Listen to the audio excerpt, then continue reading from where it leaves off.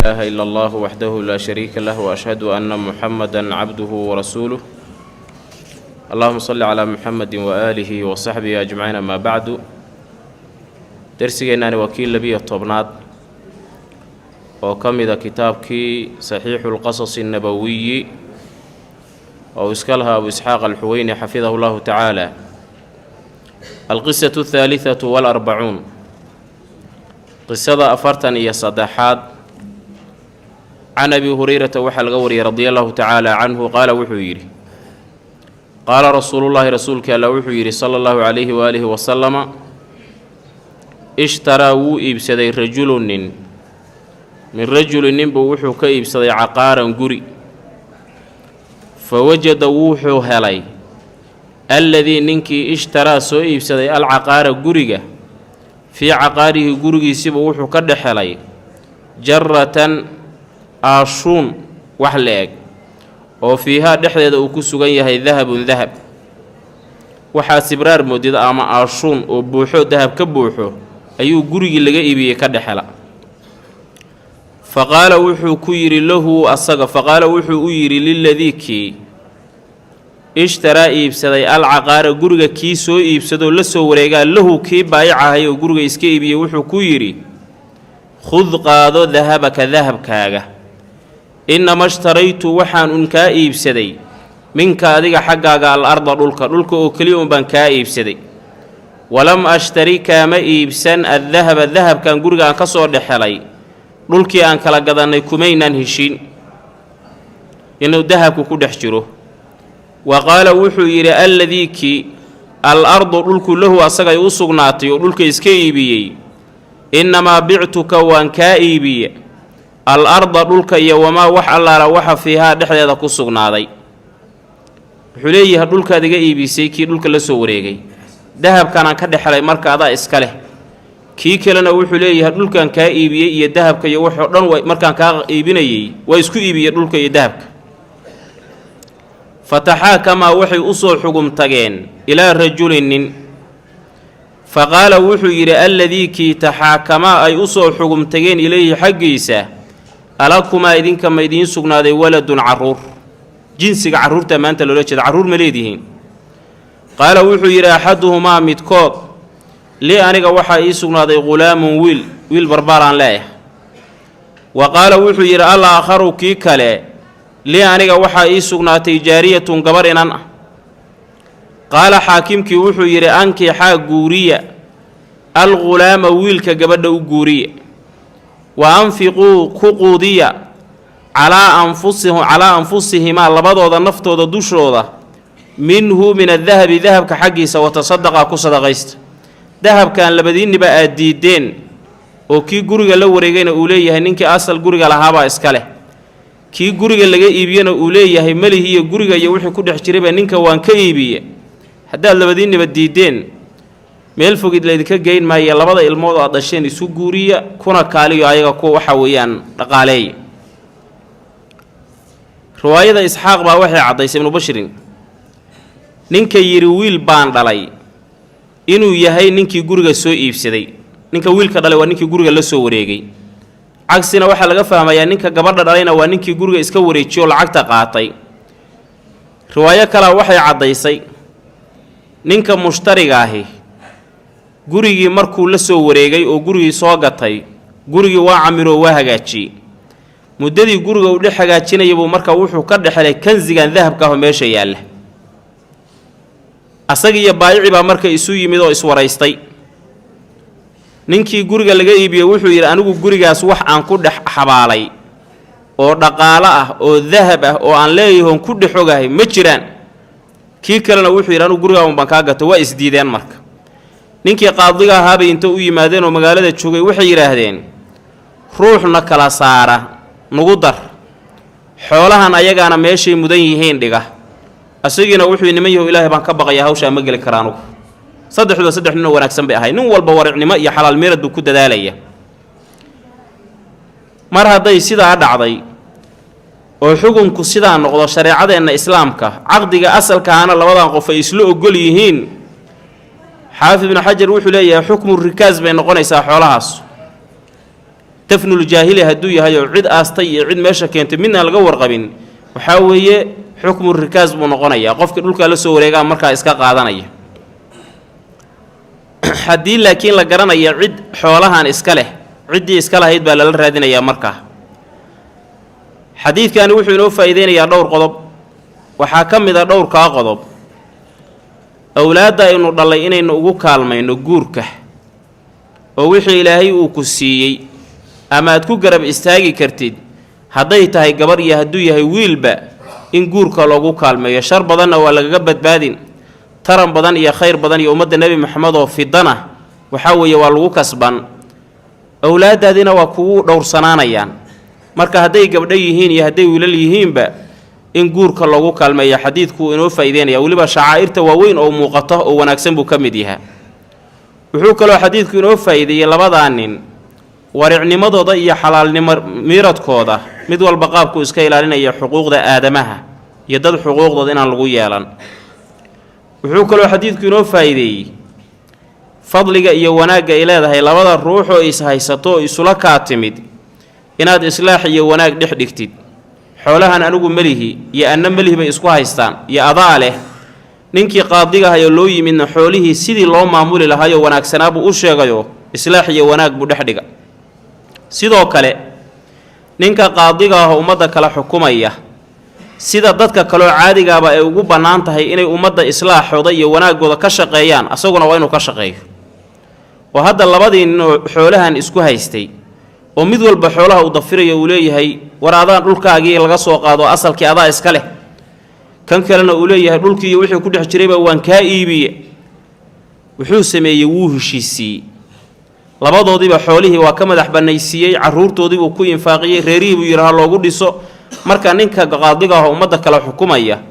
mararka qaarkood markuu dadka doodooda dhagaysto inuu ka geli karo hawsha islaaxin iyo heshiisiin taana xadiidku wuu inoo faa'iideynaya waan ka qaadanayna alqisatu araabicatu shareecadeenna marka loo yimaado dadkan waa ummadihii naga horreeyey shareecadeenna marka loo yimaado caqdiga asalkiisii labadan qofa wax kala gadatay hadday isla ogol yihiin laakiin ay isku khilaafaan xoolahan gurigii laga dhexelay oo ninkii mushtariga ahayo guriga soo iibsaday uu yidhaahdo war xoolahan adaa iska leh kiina uu yidhaahdo iskama lihiye adaan kaa iibi asalkii caqdigana aysan isku diidanayn labadooda qowlkooda waxaa la qaadanayaa qofka mushtariga ah dhulka soo iibsaday xooluhuna weli waxay baaqi ku yihiin meeshaa laga helay ninkii dhulka asalkiisa iska lahaa ayay baaqi milkigiisa ku yihiin alqisatu araabicatu walarbacuun qisada 44 can abi hurayrata waxaa laga wariyey radia allahu tacaala canhu qaala wuxuu yidhi qaala rasuulullaahi rasuulkii allah wuxuu yidhi sala allahu calayhi wasalama inna rajulan nin ayaa zaara wuxuu soo booqday akhan walaalkaasoo lahu asaga u sugnaaday walaalkaasoo fii qaryatin magaalo ku dhex sugan ukhraa ee kale fa arsada wuu u fariisiiyey allaahu allah wuxuu u fariisiiye lahu ninkii wax booqanayay fii madrajatihi ay fii ariiqihi waddadii uu maraya dhexdeeda alla wuxuu u fariisiiye malakan malag waddadii uu sii marayou socdaalka ku ahaa baa ilaahay ninkii wuxuu u fariisiiye malag falammaa goortii ataa ninkii socdaalka ahaa uu yimid ataa faacilkeedii waa ninka calayhi cala almalaki malaggiina uu ku dul yimid leanna cidda soconaysaa waa ninkii malaggiina meel buu fadhiya qaala malaggii wuxuu yidhi ayna xaggee baad turiidu doonaysaa kollay socdaal baa tae xaggee u socotaa qaala ninkii wuxuu yidhi safarka ahaa uriiddu waxaan doonayaa akhan walaalkaasoo li aniga ii sugnaaday walaalkaasoo fii haadihi tan ku dhex sugan alqaryati ee magaalada ah ninaan walaalanaho magaaladaaan ku sugan ninkaasaan u socda qaala malaggii wuxuu yidhi hal laka ma waxaa kuu sugnaaday calayhi asaga dushiisa min nicmatin wax barwaaqo ah oo tarubbuhaa aad u ilaalinaysid abaal iyo wanaagu kugu leeyahay oo aad rabtid inaad ka abaalgudid miyaad u socotaay uu kuu galay qaala wuxuu yidhi laa maya wax abaal ah iyo wax lib ah iyo gacan uu igu leeyaho saaka ii geystoon ugu abaalgudayo uguma socdo hayra annii laakiin anugu axbabtu waan jeclaaday hu ninkaas fillaahi ilaahay dartii baan u jeclahay dar allaan u booqanaya casa qaalibahayo wajalla weynaaye qaala malaggii wuxuu yidhi fa innii anugu rasuulullaahi alla kuu soo diray baan ahay ilayka adiga ilaahay baa iisoo kaa diroo rasuul allaana allana wuxuu ila soo diray bianna allaaha alle axabbaka inuu ku jeclaaday kamaa sida axbabtahu aad u jeclaatay fiihi fii shaanihi asaga dartiisa sidaad asaga dartii dadka ugu jeclaatay allana adiga waa ku jeclaaday intaas inaan kuu sheego baana ilaahay ila soo dira inuu ilaahay ku jecel yahay هذا كان حديث صحيح وحديث صحيحة أخرجه مسلم أيا وريي وأحمد أحمد حديث كان وحونا تصينا يا ينكفى إذا سنينا فضلك إيا وناقا إلى ذهي إلهي درتي إن لا يسوش على هذا وإيمانك قيب كمذا إلهي قفك شعلانيس إلهي درتي وشعلاتي ولذلك إلهي وحو الشيغي رسول كانون إنوسو قد بي صلى الله عليه وسلم dadka ilaahi dartii adduunkaan isu jeclaada ilaahi qiyaamada inuu u dhawaaqi doono oo oran doono meeya kuwii aniga dartay isu jeclaa maanta waxaan harinayaa hooskayga maalin uusan hoos jirin ilaa hooskayga ma ahani manaabir waaweyn oo nuur oo dadku dhan ay wada fiirsanayaan ayaa loo dhigayaa oo lagu ikraamaya wuxuu labaadoo xadiidku inoo faa'iideynayaa aan ka qaadanaynaa in loo safri karo socdaal loo geli karo ziyaaro walaalahaaga muslimiinta iyo dadka axbaabtaada oo ilaahay dartii aad isu jeceshihiin aad soo booqanaysid iyo saalixiinta saaxiibada xadiidku wuxuu inoo faa'iideeyey aadamaha gobol ka mid ihi inay malaa'igta arki karaan oo caadi u arki karaan ninkan ilaahay baa malag meel u fariisiyey asaga iyo malaggiina way wada kulmeen waana la iswaraysay oo khitaabkoodii iyo warbixintii dhex martay waatan haddaan hayno marka كلنا وحا أرين كان صفا إلهي درتي والله يسوع على ولذلك محمد بن منكدر باوحا لويدية ما بقي من لذة هذه الحياة نلوش أن الدنيا ده هلنول يهي معان كذا يردن كذا محمد ومحا كباقي وكهري مركاسه وحو يري التقاء الإخوان وإدخال السرور عليهم إن ولا لها لكلنتد لكلن كلكل مسيدنا أي حنبار سنتهي وحفر حد قال يا إن أكينتد أولتي مادي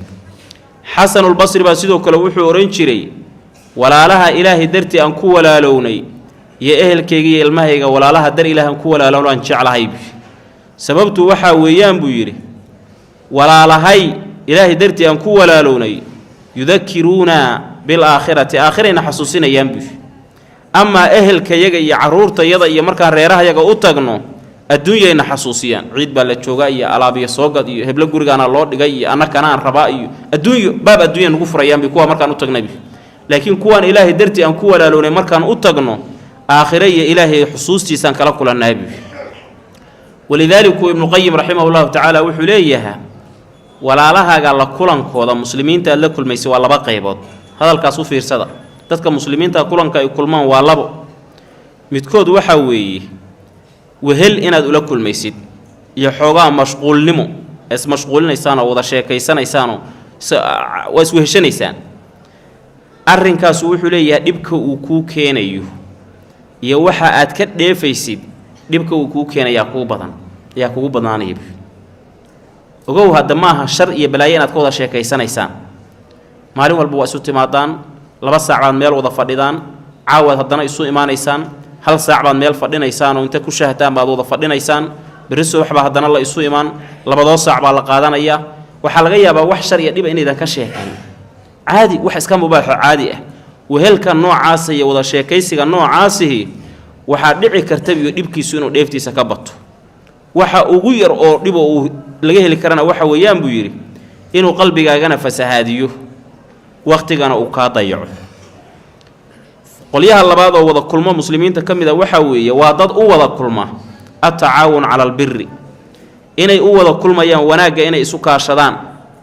inay u wada kulmayaan asbaabta badbaadadooda inay ka wada sheekaystaan inay u wada kulmayaan xaq iyo wanaag inay isu dardaarmaan iyo sabarka qanimooyinka la helo kuwa ugu waaweyn bay kulankaasu kamid tahay walaalaha ilaahay dartii sida ugu kulmayay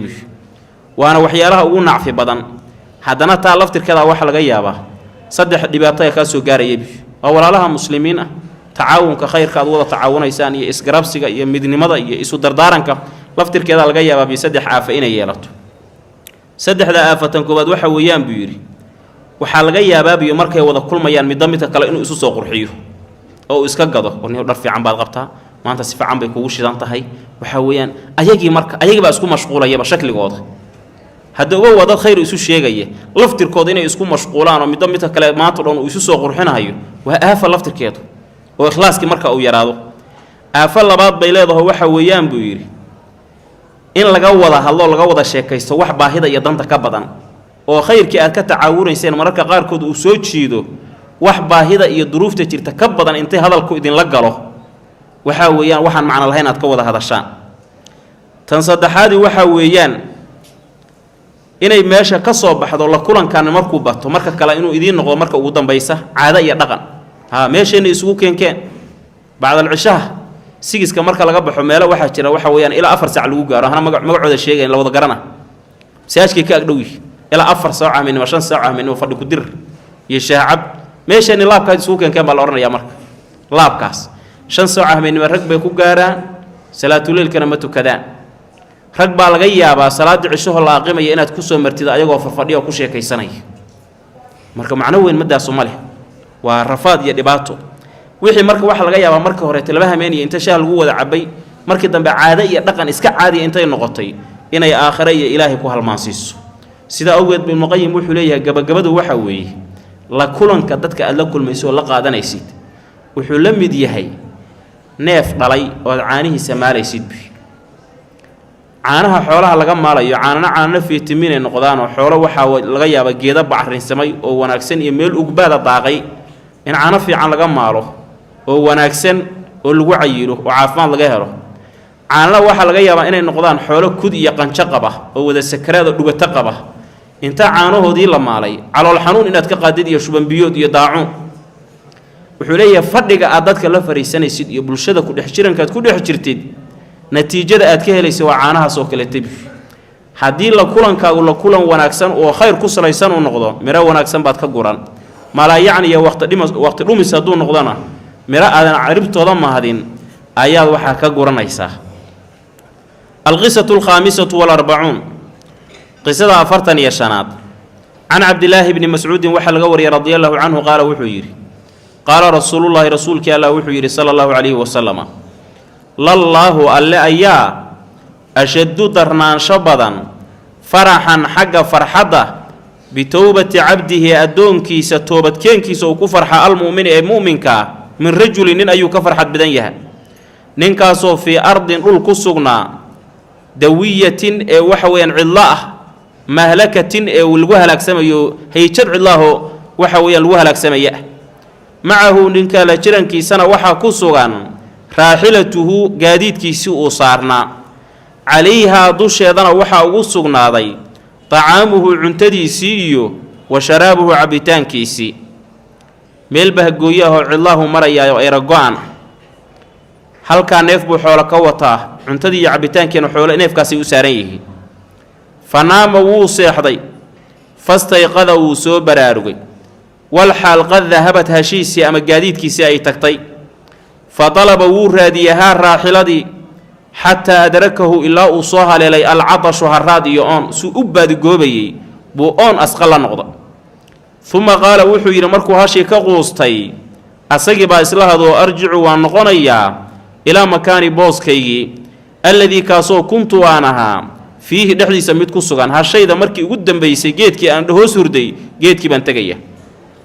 فأنام وانسيحا حتى أموت إلا أن كجيري وضو كدنته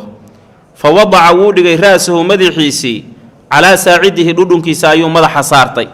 ليموت سوء جيريو دوايس دياري فاستيقظ وسو براروغي والحال عنده أكتي سيكسو أنتهي راحلته قاديد كيسي والحال عليها دوشيدا وكسو غيها زاده سهيدي سي وطعامه راشن كيسي وشرابه عبتان كيسي فالله ألي أيا أشد درنا شبدا فرحا حق فرحده بتوبة العبد أدونك توبة كينكي سأل مؤمن مؤمنك من هذا ننكان براحلته هشي سسوء فرحة مقاديد كيسي وزاده سهيديس هذا كان حديث صحيح وحديث صحيحة متفق عليه وعلى اسكو وافق وفي الباب باب كان وحا كساروري وحديث كان معناه عبد الله بن مسعود عدنا هين لقوري عن أبي هريرة يا والنعمان بن بشير يا والبراء بن عازب يا وأنس بن مالك رضي الله عنهم رجع صدام بحديث عبد الله بن مسعود لوري وفي بعض طرق الحديث xadiidka wadooyinka uu ku soo arooray gobol ka mid ah waxaa ku dhex sugnaa can anasna uu kaga soo arooray iyo waqayrihi fa ataa ninkii wuu yimi shajaratan geed waa geeddii markii horeba uu seexday fadajaca wuu jiifsaday fii dillahaa hooskeeda qad ayisa xaalo uu ka quustay min raaxilatihi gaadiidkiisii fa baynaa waqti huwa asagu kadaalika sidaa uu ku sugan yahay idaa waaba asagoo huwa asagu bihaa gaadiidkiisii uu ku dul sugan yahay asagoo quustay geerina isu diyaariyey kollay hurdana ma aqansay u soo go-aysa ninkaas buu wuxuu indhaha kala qaaday neefkiisii gaadiidka ahayoo dul taagan qaa'imatan xaalay tahay mid taagan cindahu agti fa akhada wuu qabtay bikhitaamihaa hoggaankeedii uma qaala wuxuu yidhi min shiddati alfaraxi farxadda darnaanshaheeda inuu ilaahay u mahadnaquu rabaa hasha u soo celiyey allaahuma allahayow anta adugu cabdii addoonkaygii baa taho anaa iska kaale waana anuguna rabbuka khaaliqaagii baan aho anaa ku abuurtay siduu rabay cagsigeed buu mara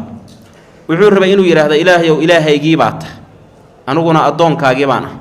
carabkii iyo farxaddii ka badataa waxay la mareen inuu yidhahdo ilaahu addoon adaa ii ah anuguna allahagii baan ah akhda'a wuu gafay min shiddati alfaraxi farxadda darnaanshaheedii ayuu la gafay xadiidkani wuxuu inoo faa'iideynayaa oon ka qaadanaynaa sifada loo yaqaana sifatulfarax ilaahay sifooyinkiisa inay ka mid tahay waa min sifaati alafcaal waana farxu ixsaanin inagu farxadda aan farxna waxaa laga yaabaa inay tahay farxad ku salaysan baahi ilmaha kuu dhalanaya xanuun baad ka buskoonaysaa lacag baad helaysaa farxadda shaygan aad ku faraxday waa farxad ku salaysan baahi aad shaygan u qabti laakiin farxadda ilaahay toobadkeenka addoonka uu ku farxayo waa farxad ilaahay addoonkan ixsaan iyo sama uu u sameeyey uu ku faraxsan yahay baahi maaha ilaahay subxaana wa tacaala uu farxaddan u qabo xadiidku wuxuu labaadoo inoo faa'iideynayaa ayaan ka qaadanaynaa erayaasha noocan oo kale ahoo khata ahoo carabka iyo sabqulisaanka kaaga yimid inaan qofka loo haysan oo uusan ku dambaabaynin sababtoo ah ninku ereygu ku dhawaaqay waa erey gaalnimaahoo diinta looga baxayo laakiin waxaa loogu cudur daarayaa wuxuu u qasday ma ahayn inuu ilaahay u shukriyuu rabay carabkiiba halkaa la maray ilaahay naxariistiisa waxaa ka mid ah xataa haddaad khaldantid oo ilaahay u toobadkeenti naxariista alle waxaa ka mid ah dembigii aad gashay intuu kaa dhaafo buu laftirkiisii wuxuu kuugu bedelayaa xasanaad zinadii aad zinaysatay iyo khaladkii aad gashay iyo salaadaad ka tagtay iyo soonkii aad ka tagtay laftirkoodii waa macaasi bay ahaayeen macaasidii baa xasanaad loo bedelaya ilaa man taaba wa aamana wa camila camalan saalixan fa ulaa'ika yubadilu llaahu sayi'aatihim xasanaat ilaahay baa xasanaad u bedelaya xumaatihii ay sameeyeen salaadaad ka tagtay iyo soonkaad ka tagtay iyo waxa weeyaan xantii aad samaysay iyo xuquuqdii aadamaha markaad ayagiina cafis ka dalabtid ilaahayna aad uga toobadkeentid wax allaala wixii macaasiyaho dhan ilaahay xasanaad buu kugu bedelayaa subxaana wa tacaala alqisatu saadisatu walarbacuun xadiidku wuxuu kaloo ina tusinayaa qofku keligii inuu safri karo keligii baa ninkaanu safr laakiin waxaa culimmadu ay leeyihiin waa in fitan iyo shar aamin laga yahay qofkaasu waxa weeyaan hadduu keligii safrayo wuxuu kaloo xadiidkaani inoo faa'iideynaya aan ka qaadanaynaa barakada iyo wanaagga ay leedahay ilaahay inaad isu dhiibtid haddii aad odhan lahayd kollay hashiina waayey alaabtiina waayey hayjad cidlaana waan joogaa maradaada intaad kala jeexdo oo isku daldashay aad tiraa kollay anoo gaajaysan naftu yaysan iga bixin anoo isu jeedee aan waxa weeyaan isbaktiyo caro ilahay baa kugu dhacaysa laakiin ilaahay buu isu dhiibay meeshaydaysan ilaahay ku sugayaa gacantaydan madaxa saaranayaa marka ilaahay inaad isu dhiibtid baraka iyo khayr bay leedahay alqisatu saadisatu walarbacuun qisada 46 can innawaas ibni samcaan waxaa laga wariyay radia allahu canhu qaala wuxuu yidhi dakara rasuulullaahi rasuulkii allah wuxuu sheegay sala allahu calayhi wasalama addajaala masiixu dajaal daata qadaatin subaxyada ka mid ah fakhafada nebigu hoos buu u dhigay fiihi fii sha'nihi arrinkiisa warafaca kor buu u qaaday xataa danannaa ilaa aan malaynay hu dajaal fii daa'ifati nakhli geedtimireedka magaalada madiina masaajidka nebiga ku agdhowaa meelahaas geedaha dhexdooda inuu ku dhex jira ilaa aan u malaynay ereygan ah fakhafada fiihi warafaca khafada hoos buu u dhigay rafaca kor buu u dhigay laba macnaa ku jirta ama saddex macne oo culummadu ay ku fasireen in la yidhaahdo khafada nebigu arrinkiisu hoos u dhigay waxaa laga wadaa wax liito oo aan waxba ahayn buu ka soo qaadayoo xaqarahu nebigu waa liiday markuu masiixu dajaal sheegay arrinkiisa hoos u dhigo wuxuu yidhi waxba maaha wax aad u liita weeye wa rafaca marka la yidhaahdana kor buu u qaadayoo fitnadiisa iyo aafadiisa ummadda diintooda uu ka fasaadinaya inay badan tahay darteed buu nebigu arrinkiisa kor ugu qaaday marka fitnadiisa marka la fiiriyana wuu sarreeyaa fitno badan buu leeyahay shakhsi ahaantiisa marka la fiiriyana waa wax liita waxaa labaadoo suurtooda in laga wado fakhafada nebigu hoos buu dhigo codkii wuxuuna hoos ugu dhigayaa cabbaar dhan buu qisadiisu way dheer tahay maadaamay qisadiisu dheer tahay wax badanna uu ka sheekeeyey xoogaa baa nebigu hoos u dhigay si uu u yara nasto hadalka hoos u dhigada ugu yara nasto kor buu u qaadayna codku kor u qaaday si dadkoo dhan hadalka uu wada gaaro falamaa gootay ruuxnaa aan ku soo carrownay ilayhi nebiga xaggiisa subax buu arrinkaas sheegay galabkii markaa nebiga u nimid carafa wuu gartay daalika arrinkaas cabsida ah iyo malihii aan malaynay fiinaa dhexdeenna indhahayagu wuxuu ka akhristay inaan didsannahay oo cabsanayno aan isleenahay masiixu dajaal baa geedkan ku jira faqaala wuxuu yidhi maa shaanukum arrinkiinu muxuu yahaa qulnaa waxaan idhi yaa rasuulallaahi rasuulka allow dakarta waxaa sheegtay addajaala dajaal alqadaata saakay fakhafadta hoos baad u dhigtay fiihi fii shaanihi wa rafacta kor baad u qaaday xataa danannaahu ilaa aan u malaynay fii daa'ifati nakli geedahan geedtimireedda qayb ka mid inuu ku dhex jiro faqaala nebigu wuxuu yidhi sala allahu calayhi wasalama hayru dajaali dajaal waxaan ahayn ayaa akhwafunii loo cabsi badan yahay calaykum dushiinna waxaan idinka cabsi badanahay dajaal waxaan ahayn baan idinka baqayaabi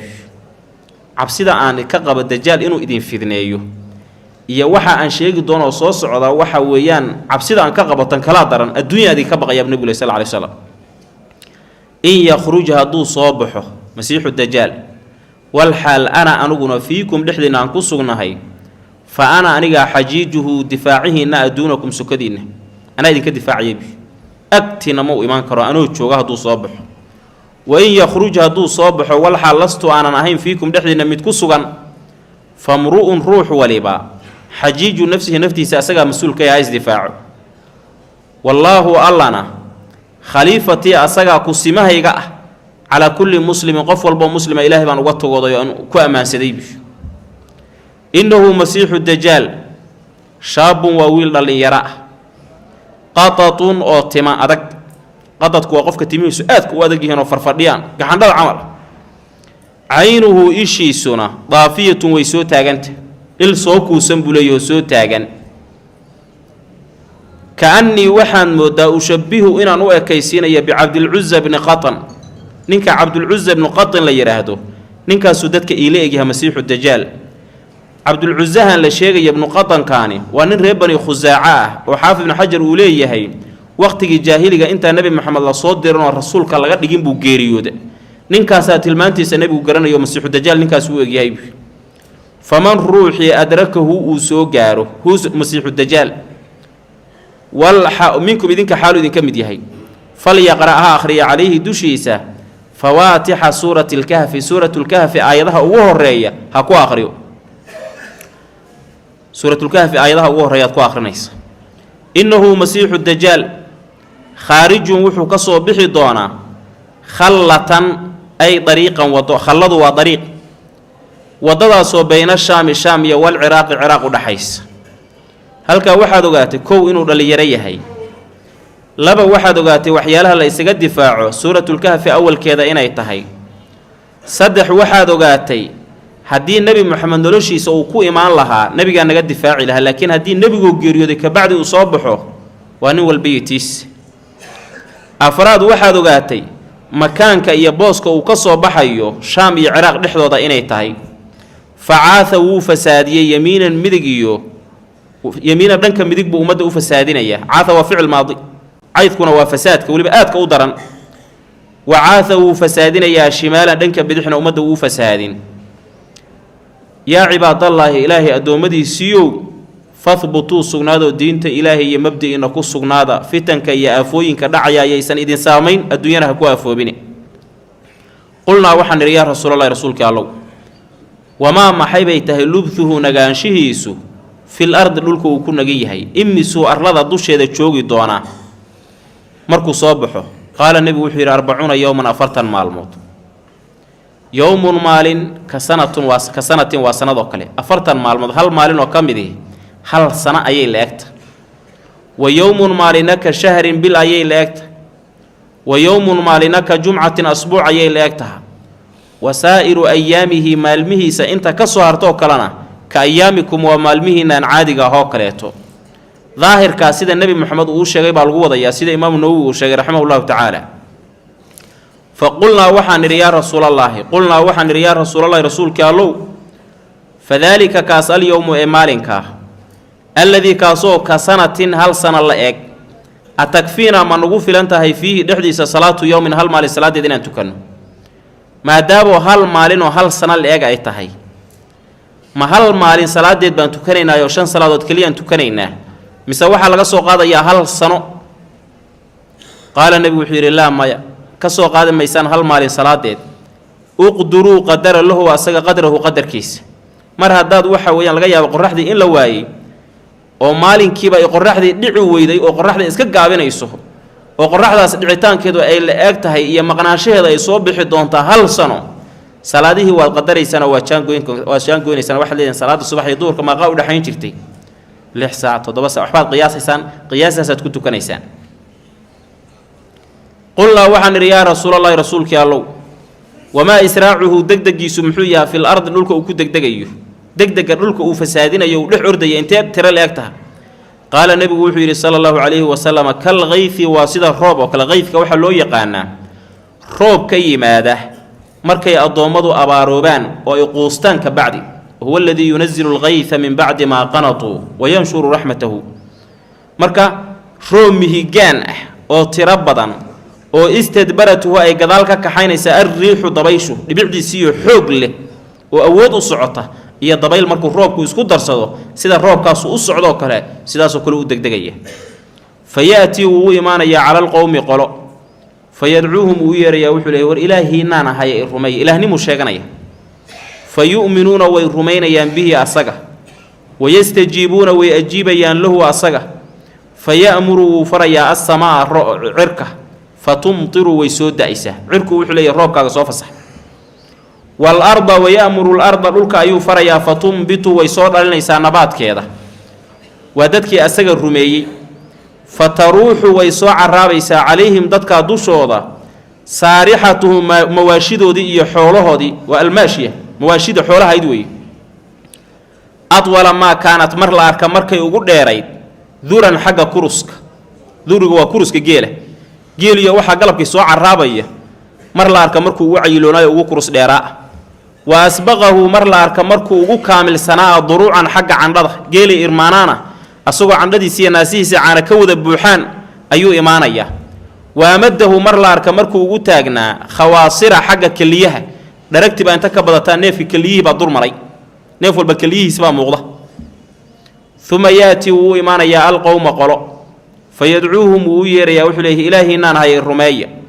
فيردون ويردين عليه دوشي قوله هذا الكيس كعليا بين لو باتهيليه فينصرف ويسجد قدوميه ما نيجي إله هذا هدي بينيسين وإذا كنت جايب له واحد كده يفتان باليدي فيصبحون ويوابري سنيان أما فيصبحون وحي أهانيان ممحلين كوا أباريسا ليس سنهين بأيديهم قعمه إنه كسجيها شيء من أموالهم حوله هذا كمده أبار بالوصل لديه وامتحان وياه كوي بينيو حقا كسونا وحاول يحوله بدافع يا أبار بدافنيس ويمر وحو صامر يا بالخريبة مال خروة فيقول وحو كورنا يا الله أقولك يا خروسنا أخرجي صبحي كنوزك كيدات كاغا يا وحب بكارا يا وناك هو أصلا صوصر فتتبعه وحا ويصور راعيسا كنوزها كنوز تيدي يا كيد كيدي يا دقاله دي بقولك انتو صبحوا يصور راعيسا كيعاصيب النحل سيدا الشنيدو الراعدو بقر كيدا النحل واشنبر يعاصيبتنا وحا لولا جيدا waa boqorada shiinida boqorad beeleedaha hogaamiso iska raacdo marka ayadaas u duulaysa ayaguna geesaha ka soconayaan marka waa israacayaan hal mar wada guurayaan sida marka boqorada shiinidu ay geesaha uga raacdo sidaas oo kala dhulku kunuustiisa inta soo saaro iyo barwaaqadii ku aasnayd ba masiixu dajaal saa u dabagelayaan ثم يدعو وحو يريا رجلا ممتلئا بوحو عيلون او شبابا دليرا nin dhallinyaraho cayiloon buu u yeerayaa fayadribuhu wuxuu ku garaacayaa bisayfi seef fayaqtacuhu wuu kala goynayaa jazlatayni laba gabal buu u kala goynayaa jazlatayni oo jiimka la kor dhigayo jizlatayni labadoo way bannaan yihiin ay qidcatayn laba gabal buu ka dhigayaa ramyata algaradi sida leebka loo ganay oo kaleeto ramyata algaradi laba macnaa suurtowda sida imaamu nawowi uu sheegay waxaa laga wadaa in la yidhaahdo jazlatayni buu u kala goynayaa ramyata algaradi markay labadii dhinac kala go-aan baa mid walba inta meel ku duulo bay labadii dhinacoo qofkaani waxay isu jirsanayaan leeb marka la gala meeshu uu ku dhici lahaayoo kaleeto halkaasuu seef kaga dhufanayaa qofkii wiilkii dhinacna xaggu u duulayaa dhinacna xagga markaasaa middo meel ka dhacaya labadii dhinac intay isu jiraan marka waxay isu jirsanayaan kan haddii adoo la taagan jambigan iyo dhinacaan aad gantid leeb meesha ugu dambayso u gaaraya waa dhinacii kale qofkaasi meeshuu yaallo taasoo kale marka taasaa laga wada macnahaasaana raajixa oo imaamu nawowi uu rajaxaya le macnahaasaa mashhuur ah qaadiciyaad isagu wuxuu leeyahay xadiidka taqdiir baa ku sugan macnihiisuna markaa wuxuu noqonayaa in wax loo soo qadaro taqdiim iyo ta'khiir lagu sameeyo waxa loo soo qadarayana ay noqdo fa yusiibuhu isaabata ramyi alqarad wiilkii markuu nabarkii ku dhufto seefta uu ku dhufto seefta wuxuu ugu dhufanayaa sidii qof waran lagu dhuftay oo kaleeto uma yadcuuhu wuu u yeerayaa wiilkii kala go-ay oo labada jambi iyo labada dhinac kala noqday iyo labada gabal buu u yeerayaa fa yuqbilu wiilkii baa haddana soo aadaya intay isqabsadaan labadii dhinac ayuu wiil soo aadaya wayatahallalu asagoo u ifayo wejhu wejigiisu yadxaku qoslayo ha wiilkii oo wejiguna nuurayo qoslaya baa soo kacaya fa baynamaa waqti huwa asagu kadaalika sidaa uu ku sugan yahay oo ummaddii sidaa uu u fasaadinayo id waqtigaasaa bacaa allaahu alla soo dirayaa tacaala sarreeye almasiixa bna maryama nabiyullaahi masiix nabiyullaahi ciise sala allahu calayhi wasalama fa yanzilu nebi ciise waa soo degayaa cinda almanaarati manaaraddii agteeda albaydaa'i ee caddayd sharqiya dimashqa magaalada dimashaq dhankeeda barigaana ku taallay bayna mahruudatayni laba mara dhexdood asagoo ku sugan mahruudataynku waxaa weeye bayna thawbayni masbuuqayni bizacfaraan waa laba maro oo la riinjiyeeyey oo zacfaraan iyo inta wax la mariyo qurux miranuu qaba waadican xaaluu yahay mid dhigay kafayhi labadiisa calaacaloodo calaa ajnixati malakayni laba malag garbahooda dushooda ayuu saara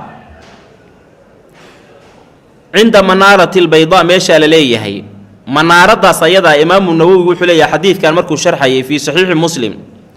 manaaraddaas nebi moxamed uu sheegay ilal-aan meeshii bay ku taallaabi waa manaarada hadda jirtoo caadiya buu meeshay ku taalla waa xaggee waa dimashaq weliba barigeeda weeyaan meeshaasuu nebi ciise ka soo degi doonaa waxaad ogaato oo kaleeto masiixu dajaal meeshuu ka soo baxayana waa inagii soo marro ciraaq iyo shaam dhexdoodu ka soo bixi doonaa waa isku meel marka isku arli weeyaan idaa goorta taata'a uu foorariyo ra'sahu madaxiisa nebi ciise qatara wuu tifqayaa markuu nebigu ciise madaxa saa u foorariyo wuu tifqayaa madaxiisu waidaa rafacahu markuu madaxa kor u soo qaadana taxadara waxaa ka soo hoobanaya minhu xaggiisa jummaanu biyo saafi ah ama waxa weeyaan wax wanaagsan oo ka lu'lu'i sida lu'lu oo kaleeta ah falaa yaxillu kuma soo dego likaafirin ruux gaal ah gaalkaasoo yajidu helaya riixa nafasihi neeftiisa carfoonkeeda iyo udeygeeda nafas waa qofka neefta ka soo baxda wey nafas marka la yidhaahdo nafsun haddii la yidhahdo fa'da la reebana waa ruuxda caadiga oo nafta nagu jirta weeye riixa nafasihi marka neeftiisa carafteeda ma helo gaal ma helo oo ma dareemo ilaa maanta wuu geeriyoonaya qof kasta oo carafta nebiyullaahi ciise ka soo baxaysa dareemoo gaal ah naftaa ka baxaysa wuu suuxaya wa nafasuhu neeftiisuna yantahi wuxuu ku gebagaboobayaa ilaa xaysu meel yantahi uu ku dhammaado tarfuhu araggiisu markuu istaaga meesha ugu dambayso uu wax ka arko oo araggiisu uu ku soo gebagaboobo ilaa intaas in la eeg ba caraftiisuna gaaraysa intaa gaalada joogtay markay urkii caraftiisa dareemaan waa baaba'ayaan fa yadlubuhu wuu raacdaysanayaa wuu cayrsanayaa nebi ciise wuxuu cayrsanayaa ninkii dhammaayo ilaahnimada sheeganayey oo roobabka soo di'inayey oo dadka abaaraynayey waa baqda hadda carar xataa yudrikahu ilaa uu ku soo gaaro bibaabi luddin meesha luddi loo yaqaana albaabkeeda. luddigaani waa magaalo ka mida magaalooyinka baytulmaqdes, waa isla dhulka shaam, laana baytulmaqdes iyo dhulka falastiin iyo asalkooda dhulkii shaam bay ka wada tirsan yihiin, bilaadu shaam baa la isla oran jiray. marka magaalo ku taala baytulmaqdes, magaaladaasoo luddi loo yaqaan, albaabkeedu kusoo gaaraya. fayaqtuluhu markaasuu dilayaa, kow kaga siinaya. waxaad ogaatay masiixu dajaal yaa dili doona nebi ciise. xaggee buu ku dili doonaa? baabu luddin. nebi ciise markuu soo degaya muxuu saaran yahay? leanna ilaahay baa kor u qaday, bal rafacahu llaahu ilayhi calaa ajnixati malakayn, laba mara garbahood buu saaran yahay oo kusoo degaya. maryahuu qaba waa maryo zacfaraan leh oo quruxsan, markuu hoos fiiriyo biyaha ka tifqahaya, markuu kor eegana lu'lu iyo jawaahirtaasaa ka soo daadanaysa. caraftiisa gaalka soo dareemana waa dhiman. uma ya'tii ciisa waxaa u imaan doona sala allahu calayhi wasalam qowmun qolo, oo ciise waa mafcuul muqadam oo soo hormaray, qowmunna waa faacil mu'akhara. qoladaasoo qad casamahum uu ka ilaaliyey allaahu alle minhu masiixu dajaal. nebi ciise wuxuu imaanayaa qolo ilaahay masiixu dajaal iyo fidnadiisii uu gees ka mariyey. fa yamsaxu wuu masaxayaa nebi ciise can wujuuhihim, dadkaa wejiyaashoodu masaxaya. laba macnaa loola jeedaa masixitaankaasoo suurtagal ah. xaqiiqa ahaan masaxaasu inuu yahay oo nebi muuse dadkaani ay barakaysanayaan maadaamuu nebi ilaah yahay, sidaasna gacanta uu marinaya waa suurtagal. waxaa labaada suurtooda fa yamsaxu can wujuuhihim, wejiyaashoodu masaxayaa in loola jeedo kurbadii iyo cabsidii haysatay ayuu ka faydayaa. wuxuu leeyahay ninkaad ka cabsanayseen anaa dilay. markaasay waxay noqonayaan dad wejigooda la masaxay oo firfircoon oo nashaad iyo firfircooni dareemayaan. wayuxadiثuhum wuxuu uga sheekeynayaa nebi ciise dadkaas bidarajaatihim darajooyinkooda filjannati, jannada dhexdeeda ay ku leeyihiin. hebel darajaasuu jannada kaga jiraa, hebella halkaasuu kaga jiraa. seebuu ku ogaaday? waa nebi ilaahay oo waxyibuu ku ogaaday. fa baynamaa waqti huwa nebi ciise kadaalika sidaa uu ku sugan yahay, id waqtigaasaa awxa allaahu alla wuxuu u waxyoonayaa tacaalaa sarreeye ilaa ciisa ciise sala allahu calayhi wasalama. ilaahay baa wuxuu odhanayaa innii anugu qad akhrajtu waxaan soo saaray nebi ciisow cibaadan addoommadaasoo lii aniga ii sugnaaday, addoommadaasoo laa yadaani wax awood la yidhaahdo liaxadin qofna aysan u sugnaan biqitaalihim dagaalkooda. addoommo cid iska difaaci kartaa aysan jirin baan soo saara. laa yadaani macnaheedu waxaa weeye laa qudrata walaa taaqata liaxadin, qof awood u leh inuu kuwa iska difaaca ma jiro. faxariz ay fadummahum udun cibaadii addoommadayda ila tuuri buurta. addoommadan aad dhex joogtidoo muslimiinta ah meeshaan ay joogaan ka kaxeeyo orod buurtaas xaggeeda isugu aruursada. faxariz ilaaliyo udun cibaadii addoommadayda ila tuuri buurta xaggeeda. wayabcahu llaahu ilaahay baa wuxuu soo saarayaa ya'juuja wamaajuuj baa la soo saaraya. wahum ayaguna min kulli xadabin meel kasta oo sarraysa yansiluuna kuwa ka soo deganaya weeyaanoo ka soo hoobanaya ayagoo weliba degdegaya. fa yamuru way soo marayaan awaa'iluhum reer ya'juuja wamaajuuj kuwa ugu horeeya calaa buxayrati tabariya, badyarowga tabariya meesha la yidhahda ku taalla, bad yar ah. baddaasi waxay ku taallaa dhulka falastiin, waxaana hadda gacanta ku hayo kala wareega yuhuud. baddaas ayada ah ayaa waxaa soo maraya dadka ugu horeeya ya'juuja wamaajuuj bay yaa soo mari doona. fa yashrabuuna way cabbayaan maa wax allaala waxa fiihaa dhexdeeda ku sugan oo biyo ah, hal maray hinhinsanayaan oo dhammaysanayaan. wayamuru way soo marayaan aakhiruhum kuwa ugu dambeeya. fa yaquuluuna waxay leeyihiin laqad kaana waxaa ahaan jiray bihaadihi tan maratan mar maa u biyo. hadda ka hor meeshaan mar bay biyo lahaan jirtay. kuwa hadda ka horreeya cabo biyo hal mara fuuqsaday. waa khalqi aad u tiro badan oo waaweyn. wayuxsaru waa la koobay waa la go'doominayaa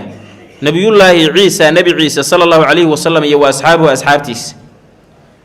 ya'juuja wamaajuuj baa isweer ka qabanaya. xisaarka caadiga ah go'doon baa lagu samaynayaa nebi ciise iyo asxaabtiisa. asxaabtan hadda la sheegayo waa ummadda nebi moxamed sala allahu calayhi wasalam, wixii markaa baaqi ka ahoo nool. nebi ciise ummaddii loo soo diray waa horay dhammaata, waana asagiina waa la kor yeela. markuu soo degayo ummadda uu ku soo dhex degayo ummadda nebi moxamed wax baaqi ka weeye calayhi salaatu wasalaam. asxaabuhu marka waa dadkii markaa la noolaa maanta loola jeedaaye, dad asaga ummad gooni loogu soo diray ma aha. xataa yakuuna ilaa uu noqdo ra'su thawri dibiga madaxiisa oo liaxadihim ayaga u sugnaaday hal dibi ah madaxiisa oo laga soo gooyo la rabaa in la intifaacsado hilib laga dhigto oo marka ay haystaan baa khayrun wuxuu ka khayr badan yahay min 100 diinaarin 100 diinaar oo liaxadikum idinka midkiin u sugnaaday alyawma maanta baraka dhacays fayarghabu nabiyullaahi macnaha waxa laga wadaa xataa yakuuna ra'su thawri liaxadihim khayrun min 100 diinaarin liaxadikum alyawma dhibaataa haysata meeshaasay ku sharan yihiin waa la dhibaateeyey isweer baa laga qabtay ciriiri iyo dhib badan baa soo wajahaya wayse ka bixi doonaan fayarqabu codsi buu la imaanayaa nebiyullaahi ciisa nebi ciise iyo wa asxaabuhu asxaabtiisa radiallahu canhum allah ka raali noqdee ilallaahi ilaahay bay codsi u gudbisanayaan tacaalaa sarreeye dalab raqabka waxaa la yidhaha shayga inaad jeceshahay xagganna codsi aad la timaadid ood weydiisatid fa yursilu llaahu ilaahay baa wuxuu soo dirayaa tacaalaa sarreeye annaqaf waxaa la yidhahduu kusoo dirayaa fii riqaabihim ya'juuj iyo wama'juuj luquntoodaa lagu soo dirayaa naqafka culummadu markay fasirayaan waxbay ku sheegaan waxaasaan idin weydiinayaa soomaaliya waxa lagu yidhahdaa bal idinkaa idinka rabaa idinka faa'iidaysto waxay leeyihiin naqafka waxaa la yidhahdaa duudun waa dixiri weeyaan yakuunu ahaanaya fii unuufi libili waalghanami ariga iyo geelu sanka ka gala maxaa loo yaqaan sangaala loo yaqaan saas maaha bahalka sangaalaha geelu markuu biyaha iyo cabayo uu soo tufo fartaa leegso meyd arag oo dhaqdhaqaaqa khalqigii nebi ciise cabsi geliyey oo go-doonka ku sameeyo ilaahay uu yidhi buuraha dadka geli waxaa ilaahay ku sallidayaa oo dilaya dixiri kaasaa laynaya fa yursilu llahu ilaahay baa soo diraya calayhim yaajuuja wamaajuuj dushooda an naqafa sangaale fii riqaabihim luqumahooda fa yusbixuuna waxay ahaanayaan farsaa ay qatlaa kuwa la laayay sangaalihii baa laynaya ka mowti nafsin waaxidatin ka mowti nafsin naf geerideed oo kaleeto waaxidatin ee keli ah hal mar ay naftu ka wada baxaysaa sangaalahaas luqunta ku wada dhufanaya hal qof naftu say uga baxdo kale naftu uga wada baxaysa uma yahbitu waxaa soo hoobanayo buurtii ka soo baxaya iyo meeshii lagu sharay nabiyullaahi ciisa nebi ciise sala allahu calayhi wasalam iyo wa asxaabuhu asxaabtiisii radia allaahu canhum ilal ardi dhulkii caadigaha bay usoo degayaan falaa yajiduuna heli maayaan fil ardi dhulka dhexdiisa mowdica shibrin taaka meel la-eg ilaa mala-a waxaa buuxiyey dhulkaas zahamuhum kuwii ya'juuja wama'juud dufankoodii markii la wada dilay meeshii bay ku leedeen way dibirayaan dhacaan iyo dufan baa ka imaanaya dufankoodii iyo milalkoodii iyo carunkii ka baxayay baa dhulkii dhan wada haysta iyo wanatnuhum qarmuunkooda raayaxada ka soo kankamaysa dadkaa gaalada iyo urka ka soo kankamaya nebi ciise iyo markay dhulkii usoo baxaan dhulkii waa wada uraya dhacaan iyo dufan iyo ur fa yarqabu nabiyullaahi ciisa nebi ciisaa baryaya calayhi salaam iyo wa asxaabuhu asxaabtiisa radia allaahu canhum ilallaahi alle ayay codsi iyo dalab u gudbisanayaan fa yursilu llahu ilaahay baa wuxuu soo dirayaa tacaalaa sarreeye dayran shimbiro ka acnaaqi lbukti sida geela luquntiisoo kale ah buktiga waxaa loo yaqaanaa hasha luqunteeda geeloo kaleeto buktiga geela loo yaqaana marka waxaa laga wadaa ka acnaaqi lbukti sida geela luqumihiisa shimbiro laaleeg baa ilaahay soo diraya fataxmilu way qaadaysaa hum yaajuuja wamaajuuj meydkoodii bay daadguraynaysaa daabulaysaa fatadaruxu way turaysaa hum yaajuuja wamaajuuj meydkoodii xaydu meel allaala meeshii shaa allahu alla uu doono uma yursilu wuu soo dirayaa allahu alle casa qaalib ahayo wajalla weynaaya mataran roob laa yukinu ay laa yamnacu uusan diidayn minhu xaggiisa beytu madarin guri dhooba ka samaysan walaa wabarin iyo guri dhogor ka samaysan midna uusan celin karin roob baa ilaahay soo deynaya subxaana wa tacala tiro badan roobkaasi guryaha ka samaysan dhoobadana ma celin karaan iyo dhagaxaanta kuwa dhogorta ka samaysanna ma celin karaan fa yaqsilu roobkii wuxuu mayrayaa al-arda dhulka xataa yatruka ilaa uu ka taga haa dhulkii kazalaqati kal mir'aati sida muraayadoo kale asagoo ah dhulkii baa wuxuu noqonayaa nadiif dhalo oo kaleeta ah qarsho ah uma yuqaalu waxaa loo odhanayaa lil ardi dhulkii ilaahay baa la hadlaya ambitii soo bixi amarataki mirahaaga amarataki mirahaaga waxa laala waxaad mirahaysi dhul yahay soo saar wa ruddii celi barakataki barakadaadana celi fa yowma-idin maalinkaas ayay ta'kulu cuni doontaa alcisaabatu jamaaco min alrumaanati xabad rumaana ah dad badan oo jamaacaha maalinka waxaa ku filaanaysa xabad rumaan ah wayastadiluuna way harsanayaan biqaxfihaa ay biqushrihaa xabaddii rumaanka ahayd markay wixii ku dhex jiray ka cunaan qubkeedii weynan intay ka qabto boqolaal qof baa laga yaabaa halkaa qubkaa inay hoos harsato weynan intay ka qabto wa yubaaraku ilaahay waa la barakaynayaa fi risli ay fi labani caanaha alrislu hunaa waa allaban caanaha ilaahay dadka u barakaynaya xataa ina liqxata midda dhashay oo min alibili geela ka mid ah la takfii ay ku filnaato alfi'aama jamaaco oo min annaasi dadka ka mid ah fi'aamka waxaa loo yaqaanaa aljamaacatu alkabiira jamaacada aadka u tira alkaiira aadka u tira badan baa la yidhahdaa jamaaco aad u tira badan iyo dad tiro badan baa waxaa ku filaanaya hal dhashay walliqxata waxataa ina liqxata midda dhashay oo min albaqari lo-da ka midana la takfii ay ku filnaata alqabiilata qoys oo min annaasi dadka ka tirsan walliqxata midda dhashay oo min alghanami ariga ka tirsanna la takfii ay ku filnaata alfakhda waxa weeyaan jilib oo min annaasi dad ka mid ah fakhidku waa jilib waa jifo hoose weeye fa baynamaa waqti khaadana waa la reebayaa fakhdi baa la odhanayaa oo culimmada luqawiinta qayb baa waxay leeyihiin fakhidka bowdada ah khaadu waa kor dhigan taha fakhdiga oo qabiilada loo isticmaalona waa la reebaa fa baynamaa waqti huma iyagu ciise iyo asxaabtiisii kadaalika sidaa ay ku sugan yihiin id waqtigaasaa bacatallaahu alla wuxuu soo dirayaa tacaalaa sarreeye riixan dabayl dayibatan ee wanaagsan fa ta'khuduu way maraysaa hum ayagay waxay ka maraysaa taxta aabaatihim kilkilahooda hoostooda yaa dabayshu maraysa ruux walboo meesha jooga muslima kilkiisha hoostiisay ka maraysaa fa taqbiduu way oofsan ruuxa kulli mu'minin ruux walboo mu'mina nafti iyo wa kulli muslimin ruux walboo muslima naftiisa ayay dabayshaasu oofsanaysaa wa yabqaa waxaa baaqi ahaanaya shiraaru nnaasi dadka kuwa ugu sharka badan markay muslimiintii ahlu khayrka ahaa le'daan oo dhammaadaan intii khalqiga ugu sharka badnayd baa haraysa yatahaarajuuna ayagoo isu galmoonaya fiihaa arlada dhexdeeda tahaaruja alxumuri sida damayruhu isugu galmoodaan oo kaleeto damayruhu waa xayawaan aan caqli lahaynoo labada midka labka iyo midka dhadigaahi suuqa markay joogaan ma sariiganayaan oo odhan maayaan kollay dan haddaan kala leenaho shahwo gudanayno aan isla dhumanna odhan maayaan wax dareena marka kama qabaan sida marka damayruhu aysan isula yaabin dadaan isula yaabin oo suuqa bartankiisa isku fuulfuulayo rag iyo dumarku halkaa isugu galmoonayaan ayagoo la isu jeedo dadkaasaa soo harayo hayradiiba ka dhammaatay fa calayhim kuwaa dushooday taquumu ku dhici doontaa oo ku istaagi doontaa asaacatu saacadda qiyaame haadaa xadiidun saxiixun waa xadiid saxiixa kani akhrajahu muslimun muslim baa wariyey iyo watirmidiyu wabnu maajah wa axmedu wa hayruhum axmed iyo hayrkoodna waa wariyey xadiidku wuxuu inoo faa'iideeyey nebi ciise meeshuu ka soo degayo masiixu dajaal meeshuu ka soo baxayo nebi ciise sifada iyo nafta looga qaaday iyo dadka la jooga waxaa nafta ka qaadaysa dabayl yaajuuj iyo wamaajuuj meesha ay ka soo bixi doonaan iyo cadadka ay tiro la eeg yihiin wuxuu kaloo xadiidku inoo faa'iideeyey yaajuuj iyo wamaajuuj waxa ilaahay ku sallidi doona nafta ka qaadi doonana waa ina baray maydkoodii cidda daabulaynaysa oo guri doontana xadiidku waa ina baroo shimbiraa qaadi doona taana xadiidku inoo faa'iideynaya dhacaankoodii iyo qurunkoodii waxa meesha ilaa meydkii marka la qaada dhacaanka meesha ku haraya waxa meesha ka dhaqayna waa roob ilaahay uu soo dejiyey subxaanahu wa tacaala masiixu dajaal iyo fitnadiisana xadiidku wuu ina tusinayaa kan soo socdana waxbuu ka sheegi doonaa asaguna waana masiixu dajaal waa fitnada nebigu uu sheegay wax ummadda nebi moxamed uga fitna badan inaysan soo mari doonin calayhi salaatu wasalaam nebigaa sheegay alqisatu saabicatu walarbacuun qisada 47 can caamir ibni sharaxiil waxaa laga wariyay ashacbiyi radia allahu tacaala canhu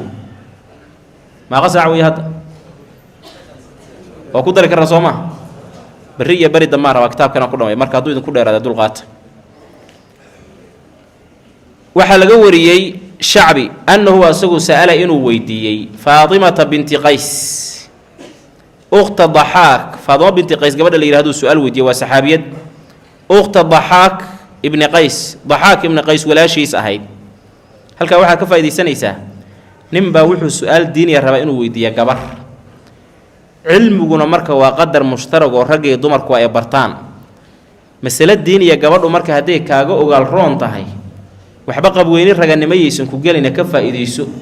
masaladan diiniga iga waran sheekhaday ii sheegay sida awgeed bay Caaisha iyo ummahatul mu'miniin rag badan oo akhyaara soo saaran ay wax bareen inaad laakiin tiraahdo qof dumar iyo naagi maxay sheegi naagi maxay sheegin waa ceeb naagtu waxay baran kartaa oo cilmiga kula baran kartaa oo waa ka badin kartaa kuwa dhaqaatiirta waxa way weydiisana kuwa diinta Ilaahay bartay maxaad u yaasaysaan wa kaanat waxayna ahay min almuhaajiraati kuwii soo hijrooday al-awwali ee hore gabdhihii waa hore soo hijrooday Ilaahay dartii u soo hijrooday gabadhaasi kamid ahay faqaala wuxuu yiri xadithni waxaad ii sheegtaa xadiithan xadiith kaasoo samictihi aad ka maqashay min rasuulillahi rasuulka Allah sallallahu alayhi wasallam xadiith kaasoo la tusnidihi aadan u tiirinaynin ila ahadin qof oo غيره nabiga aan ahayn xadiis toos aan nabiga uga maqashay ii sheeg faqaalat waxay tiri la in shi'ta adigu hadaa doontid la afcalanna anigu waan ku sameyn ma doonaysa arrinka diyaar baan kula ahay bay tiri faqaala wuxuu ku yiri la ayada ajalha diyaar baan ahaye xadithini ii sheeke faqaalat waxay tiri nakaxtu waxaan guursaday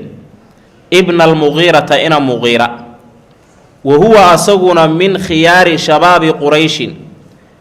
quraysh dhalinyaradooda dadka ugu khiyaarsanaabu ku jiray yoomaydin maalinkaas dadkii akhyaarta ahaa oo shabaabka ahaa iyo dhalinyarada ahaa iyo quraysheed raggii ugu macquulsanaabu ku jiray maalinka aan guursanayo fadaaishiisii wanaagiisay ku sheegaysaa intaas fa usiiba waa la asiibay biawwal aljihaad jihaadkii ugu horeeyay maca rasuulillaahi rasuulka alla la jirankii sallallahu alayhi wasallam falamma goortii ta'ayyamtu aan garooboobay macnaha horikii waa la dilay dagaal buu ku dhintay markaan garoobeeyey khadabani waxaa isoo doonay cabdiraxmaan ibnu cawf baa isoo doonay fii nafarin maca nafarin jamaaca asagoo la jira oo min asxaabi nebiga asxaabtiisa ka tirsan sal alla alayhi wasalam rag badan oo cabdiraxmaan ibnu cawf ka mid yahay isoo hunguriyey waxay yidhahdeen gabadhan inaan doonnaan rabnay guursano wa khadabanii rasuulullaahi rasuulkii allana wuxuu ii doonay calaa mowlaahu kii uu xoreeyey usaamata bni zaydin ahaa usaamihiina zayd ahaa aabbihiis buu xoreeyey qisay lahayd markuu nebigu usoo doonay sala allahu calayhi wasalama qisaduna waxay ahayd ninkan horta marka la dilayo maray wada joogeen maaha way kala tageen oo imaamu nawowi calayhi raxmatullaahi calayhi wuxuu leeyahay culimmadu waxay leeyihiin hadalka ay leedahay ninkayga waa la asiiba macnihiisu ma aha in dagaalkaa lagu dilay ayaduna ay sidaas ku garoobaysay garoobnimadeeda waxa keentana ay tahay ninkeedii oo dhintay sidaa lagama wado waxaa loola jeedaa buu leeyahay wuu furay ninkii nin wanaagsan buu ahaa wuuna furay way kala tageen muslim baana sidaas fii saxiixii ku wariyey goorta ninkaani uu geeriyoodana waa la isku khilaafo qolyaha waxay leeyihiin asagoo cali ibn abi aalib la socda ayuu geeriyooday yaman buuna ku geeriyooday oo cali u raaca qolyana waxay leeyihiin ilaa cumar waqtigiisii iyo wuu joogayoo waqtiga asagaa uu soo gaaray waxaana sidaas xikaayooday bukhaari fi taariikh buu ku keenay calayhi raxmatullah taasi marka waa qodob ninkaa marka way kala tageen asaguna jihaadka waa la asiiba waxaa loola jeedaa waa ku dhaawacmay ninkii markay kala tageen baa nebigu wuxuu yidhi markaad ciddo baxdid isoo ogeysii markay ciddo baxday isoo ogeysay waxay tii nabi allow ciddadii waa ka baxa laba nin baana isoo doontay tiri oo tiri aan ku guursano mid waa mucaawiya markaasuu wuxuu yidhi labadooda midna ha guursan ninka mucaawiye la yidhaahdo waxaa weeye nin wax haysta ma aha waa cayr kan kaloo aad sheegaysidna waaba dilaaba dumarku dilaaba kow buu kaaga siinaya haddaad guursatid laakiin usaamatu bnu zayd baan kugula talinayaa guurso usaamatu bnu zayd laba waxyaalood buu isku darsada marka koobaad aabbihiis baa addoonnimo soo maray oo la xoreeyey raggan soo doonayna waa rag quraysh ah ninka nebigu u rabana waa ninaan quraysh ahayn oo aabbihi addoonnimo soo maray oo mowlo la xoreeyey ah waa midda labaadee dadku waxay isku xansadaan usaamo iyo aabbihi isma dhalin isuma ekay markaasay tiri usaamo guursaa markaasuu yahaa usaamo guurso rubadda allah igu dhuftay tirkaa haddaan guursato gacanta weliba kor qod ma usaame mar labaad baa nebigu ku celiyey say tiri maya markii saddexaad baa nebigu wuxuu ku yidhi daacatullaahi wa daacatu rasuulihi khayrun laki inaad ilaahay rasuulkiisa adeecdid taladana ayaga u dhiibatid baa gabar yahay kuu khayr badan say tiri waa yeela ninkana maysan aqoon si rasmiya way guursatay waagi dambe say u ammaanaysa kaala iska arag aad bay uga mahasheegato nin wanaagsan buu ahay tiri aan ku barakoobo khayraysan sheekh cabdirashiid waqti intee laag bay haray wallahu aclam sal allahu calaa nabiyina maxamedin waaalihi